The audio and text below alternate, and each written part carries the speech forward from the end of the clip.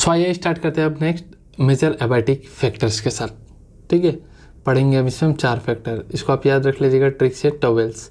क्यों ट्रिक बता रहा हूँ ऐसा, क्योंकि सबसे मोस्ट इंपॉर्टेंट एबायोटिक फैक्टर होता है टेम्परेचर, टी से, फिर नेक्स्ट एबंडेंट फैक्टर होता है वाटर।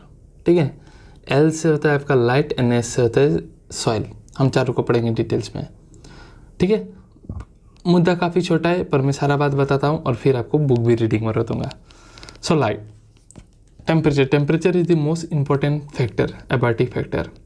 एंड कुछ टेम्परेचर का बात है, हमको पता है कि ये अर्थ है, अर्थ का बीच है ये इक्वेटर।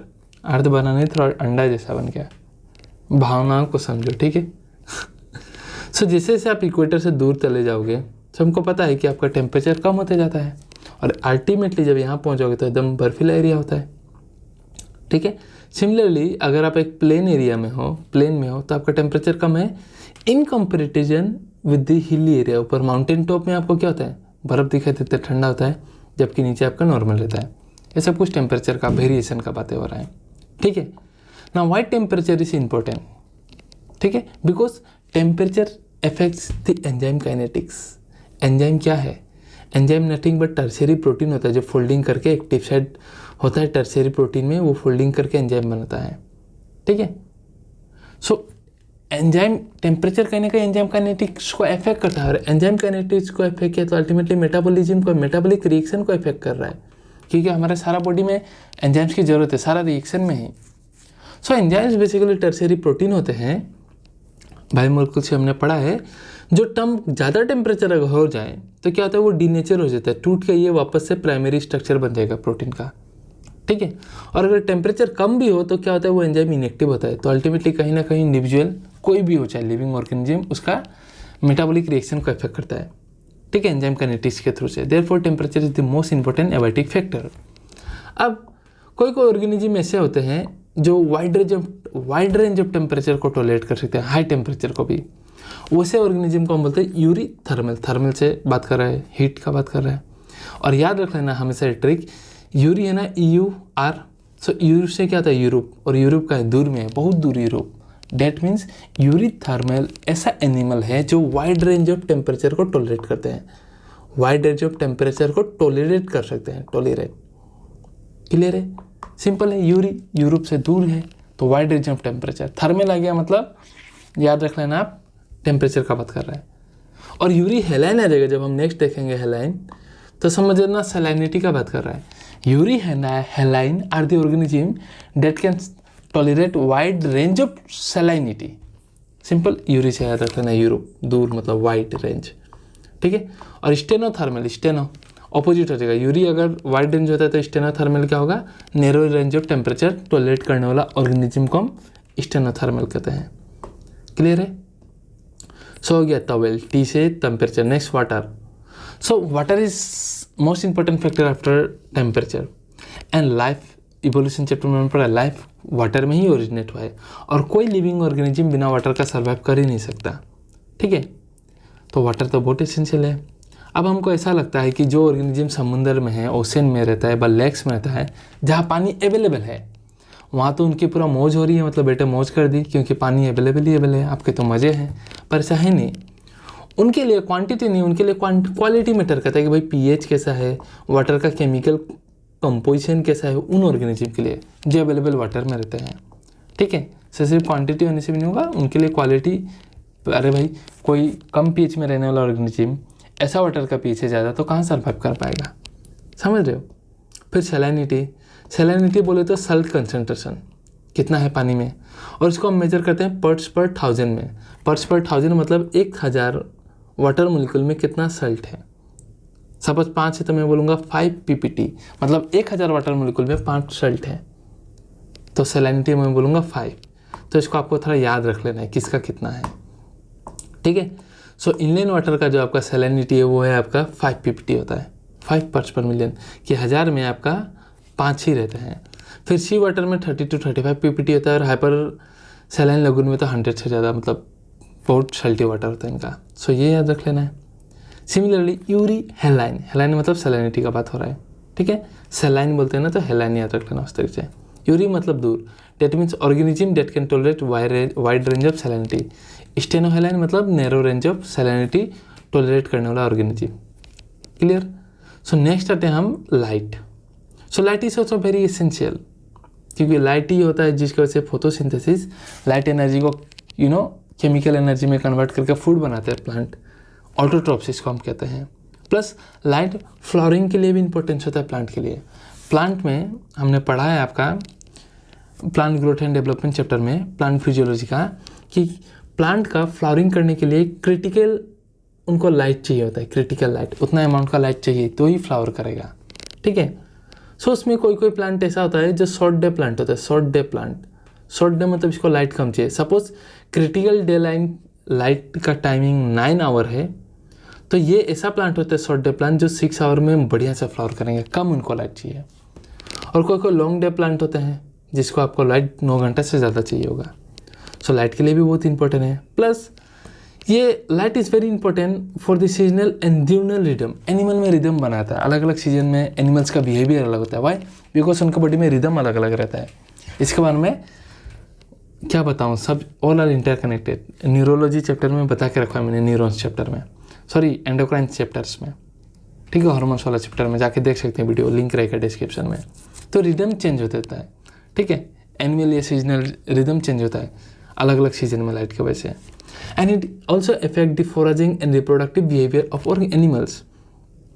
फोराजिंग मतलब उनका खाना पीना जाने का टाइमिंग, घूमना फिरना, एनिमल्स का रिप्रोडक्शन का बर्ड्स में इस सीजन में आपका होगा मेटिंग, उस सीजन में नहीं होगा, ये इफेक्ट करता है। ठीक है। सो लाइट तो आपका समुंदर का पूरा डीप सी में नहीं पहुंच पाता। ठीक है, एकदम समुंदर है ये, पूरा डीप में तो आपका लाइट पूरा पेनिट्रेट नहीं कर पाता सन का सारा कंपोनेंट, पर सारा कंपोनेंट नहीं, बट सम कंपोनेंट आपका पेनिट्रेट कर पाता है। ठीक है। और डीप सी में आपका कौन एल्गी मिलता है, तो रेड एल्गी मिलता है, याद रखिएगा, जो सर्वाइव करते हैं। ठीक है, थोड़ा बहुत लाइट का कंपोनेंट मिल जाता है और खाना पीना जो ये एल्गे कैसे सर्वाइव करते हैं, तो समुद्र का ऊपर में जो भी मरेगा वो आखिर में नीचे ही जाकर डिपोजिट होगा ना, तो उनसे वो न्यूट्रिशन डिराइव कर लेते हैं। ठीक है। सो हो गया लाइट, नेक्स्ट आ गया सॉइल। सो ये भी सिंपल है, कुछ है नहीं इसमें। सॉइल को हम इडाफिक फैक्टर भी कहते हैं, इडाफिक। ठीक है। So nature of this soil, की सॉइल कैसा है भाई, आपका एलुवियल सॉइल है, आपका मडी सॉइल है, आपका अलग अलग टाइप्स का सॉइल होता है। जो भी सॉइल है नेचर का, वो डिपेंड करेगा वेदरिंग प्रोसेस, कि वेदरिंग प्रोसेस मतलब क्या है, रॉक्स में आपका लाइकेन और मोसेस आके लाहे लाहे इसको डिग्रेड करने लग जाएंगे, तोड़ने लग जाएंगे, और उसी टूटने की वजह से आपका मिनरल्स न्यूट्रिएंट्स आएगा और अल्टीमेटली रॉक्स टूट के सॉइल बन जाता है। ठीक है। सो सॉइल कैसा बनेगा वो डिपेंड करेगा। अगर कोई सॉइल ऐसा होता है जो नदी के साथ बह के आएगा, उसको हम एलुवियल सॉइल कहते हैं। ठीक है।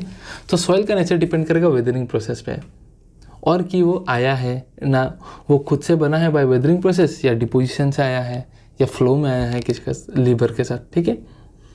एंड सॉइल का अगर बात करें तो पार्कोलेशन, पार्कोलेशन मतलब कितना सॉइल का आर पार वाटर हो सकता है, and water holding capacity of soil, कि एक सॉइल कितना वाटर को होल्ड कर सकता है। ठीक है, होल्ड कर सकता है, वो डिटरमाइन करेगा कौन, तो सॉइल का कंपोजिशन। भाई क्या क्या कंपोजिशन है सॉइल में, ग्रेन साइज, छोटा छोटा मिट्टी है ना, बड़ा बड़ा ग्रेन साइज है कंपोनेंट सॉइल का। एंड एग्रीगेशन, अगर टाइटली एग्रीगेशन है तो क्या, बढ़िया से एग्रीगेशन है तो वाटर ज़्यादा होल्ड करेगा, एग्रीगेशन कम है तो पानी चला जाएगा। So percolation and water holding capacity soil का कौन डिटरमाइन करेगा, soil composition, grain size and aggregation. Plus soil is also very important for vegetation. Obviously vegetation के लिए काफ़ी इंपॉर्टेंट है। आप कोई भी खेती कहीं भी नहीं कर सकते, आप एक राइस प्लांट को जाकर पोलर साल्टी एरिया में ग्रो करो, नहीं होगा ना। सो वेजिटेशन के लिए भी सॉइल पर डिपेंड करेगा कि भाई सॉइल का पीएच क्या है, मिनरल कंपोजिशन क्या है, उसका टोपोग्राफी क्या है, कौन सा एरिया जोग्राफिकल एरिया में है। बंजर एरिया जहाँ कुछ कंपोजिशन ही नहीं है, मिनरल कंपोजिशन, वहाँ वेजिटेशन थोड़ी होगा। तो सॉइल में आपका ये भी डिपेंड करता है कि वेजिटेशन भी डिपेंड करता है भी सॉइल का कंपोजिशन में, पीएच में, मिनरल कंपोजिशन में। एंड जो वाटर बॉडीज़ का सबसे नीचे, ये वाटर एक बॉडी से सपोज इसका जो सबसे नीचे ऑर्गेनिज्म रहता है ज़मीन में, ये आखिर पानी में तो मिट्टी है ना, आखिर वहाँ जो ऑर्गेनिज्म रहता है उसको हम बेंथिक ऑर्गेनिज्म कहते हैं। क्या, एनिमल्स, बेंथिक एनिमल। ठीक है। सो इसके साथ हम लोग का मेजर एबाटिक फैक्टर्स टॉवेल्स खत्म होता है। अब कोई एनसीईआरटी रीडिंग कर माराऊंगा, एक्सप्लेन सब मुद्दा कर दिया मैंने यहाँ। ठीक है। सो जितना भी मुद्दा का पॉइंट है उसी में बता के रख दिया, यहाँ तो बस एक रीडिंग मार रहा हूँ। सो टेम्परेचर काफ़ी इंपॉर्टेंट है। ठीक है, हमको पता है कि टेम्परेचर रेंज करता है, कहीं 0 होता है तो कहीं 50 डिग्री ज़्यादा सेल्सियस होता है ट्रॉपिकल डिजर्ट में। ठीक है। और कहीं कहीं तो डीप सी हाइड्रोथर्मल बेंट में तो 100 डिग्री से भी ज़्यादा पार कर देता है, टेम्परेचर वेरी कर देता है। तो हमको पता है कि प्लांट्स आर एडेप्टेड, अलग अलग रीजन में ग्रो करते हैं। जैसे कि मैंगो ट्री को कोल्ड एरिया जैसे कनाडा और वहाँ में ग्रो नहीं कर सकते, बिकॉज वहाँ जर्मनी कनाडा में ग्रो नहीं कर सकते, because they are temperate countries. Snow leopard similarly Kerala forest में नहीं मिलने वाला।